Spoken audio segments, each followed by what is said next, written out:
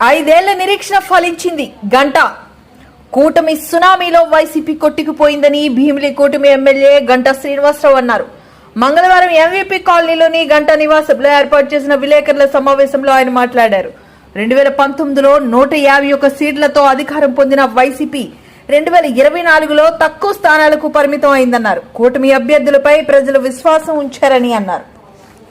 Counting రూపంలో మొత్తం దేశం మొత్తం కూడా రీసౌండ్ వచ్చే రిజల్ట్. ఎందుకు రీసౌండ్ వచ్చే రిజల్ట్ అంటున్నామంటే ఆంధ్రప్రదేశ్ చరిత్రలో ఎప్పుడూ లేని విధంగా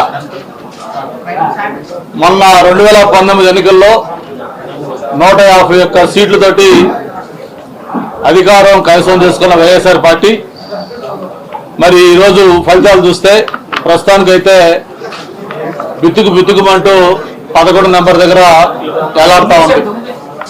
9 వచ్చేసిందా? 10లో ఉందా? ఓకే. మళ్ళీ ఇంకొక నిమిషం పోతే అది కూడా తగ్గి సింగిల్ డిజిట్కి వస్తుందని చెప్పని అనుకుంటా ఉన్నాం. మీకు గుర్తుంటే మనం గతంలో చెప్పుకున్నాం, మొత్తం కూటమి లెక్కేసుకుంటే దాదాపు 56% ఓట్లతోటి ఇదొక హిస్టరీ. ఏపీ ఎలక్షన్స్ లో ఎన్టీ రామారావు పార్టీ పెట్టినప్పుడు కూడా ఆ ప్రభంజనం లేదు, దాన్ని మించిన ప్రభంజనం.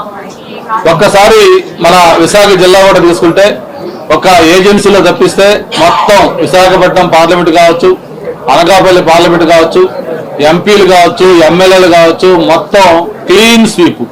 నేను నిన్న కనకమహాలక్ష్మి అమ్మవారి గుడికి వెళ్ళినప్పుడు అక్కడ అమ్మవారిని దర్శించుకొని బయటకు వచ్చినప్పుడు మీడియాతో మాట్లాడితే ఏంటి అంటే చెప్పాను, నేను ప్రజల్లో ఒక కసి కనిపిస్తా ఉంది. ఎప్పుడెప్పుడు ఎన్నికలు వస్తాయా, ఎప్పుడెప్పుడు ఓట్లేసి ఈ వైఎస్ఆర్ పార్టీకి చరమగీతం పాడాలి, ఈ రాష్ట్రం నుంచి పూర్తిగా భూస్థాపితం చేయాలనే కసి, కోపం, ఆవేదన ప్రజల్లో కనిపిస్తుంది. సరే, ఇప్పుడు దాకా భీమిలి కాన్స్టిట్యున్సీ ఏర్పడిన తర్వాత ఎప్పుడు రాని ఒక చరిత్ర ఎరగని ఘన విజయం ఇది. అటువంటి ఘన విజయం అందించిన భీమిలి ప్రజలకి శిరస్సు వంచి ధన్యవాదాలు. ఎన్నికల్లో పోటీ చేసినప్పుడు 37,500 ఓట్లు, ఆ రోజు అదొక రికార్డు మెజార్టీ. మరి ఆ రికార్డు మెజార్టీ ఎక్కువ మెజార్టీ మళ్ళీ సునామీలో మనకు రావడం జరిగింది.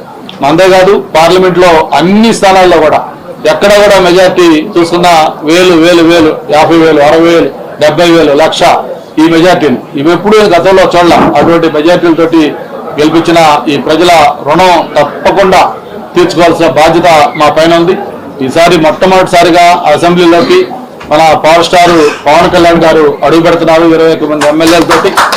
అలాగే కొత్తగా ఈ ఏర్పడే ఈ అసెంబ్లీకి సంబంధించి కొన్ని ప్రత్యేకతలు ఉన్నాయి.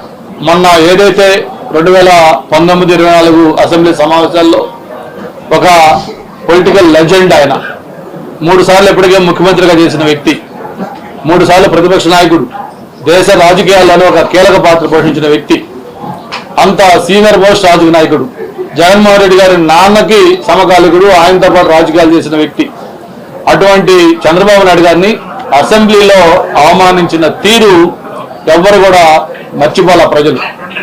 ఆ రోజు పెద్ద ఆయన చంద్రబాబు నాయుడు గారు అసెంబ్లీలో అసెంబ్లీ సాక్షిగా ఆ రోజు ఆయన ఒక శపథం చేశారు.